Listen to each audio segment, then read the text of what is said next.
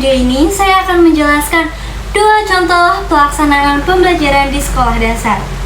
Yang pertama, memperhatikan karakteristik perkembangan peserta didik, dan yang kedua, tidak memperhatikan perkembangan karakteristik peserta didik. Yuk kita mulai dengan contoh yang baik terlebih dahulu. Contoh yang pertama yaitu pembelajaran yang memperhatikan karakteristik perkembangan peserta didik. Bayangkan kita berada di kelas 2 SD dan hari ini kita belajar mengenai bahasa Indonesia dengan materi menyusun kalimat dari gambar.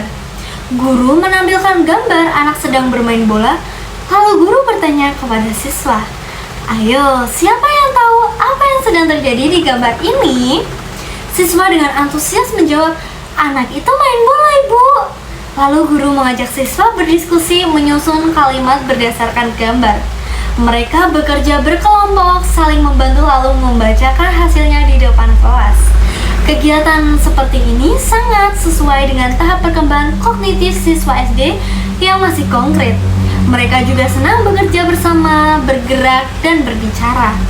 Guru memberikan umpan balik yang positif dan memotivasi.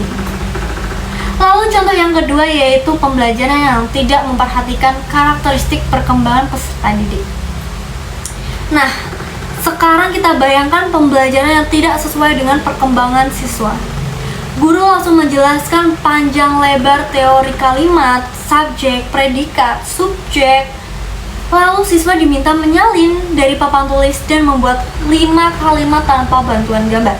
Siswa hanya diam, menulis, dan merasa bosan. Ketika salah, guru memarahi mereka dengan keras. Padahal, anak-anak usia SD belum bisa berpikir abstrak sepenuhnya. Mereka butuh gambar, aktivitas nyata, dan suasana yang menyenangkan untuk belajar.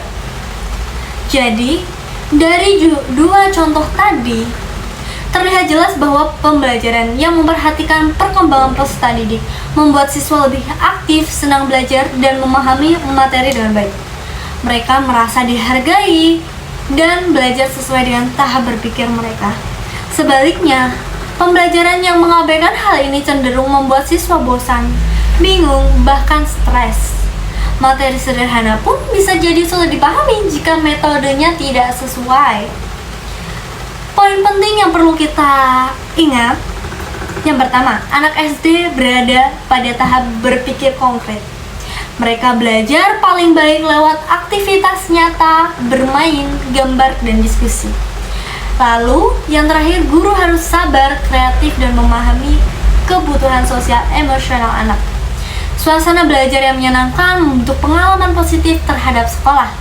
Sebagai calon guru, mari kita ciptakan pembelajaran yang bukan hanya menyampaikan materi, tapi juga membentuk karakteristik dan semangat belajar anak.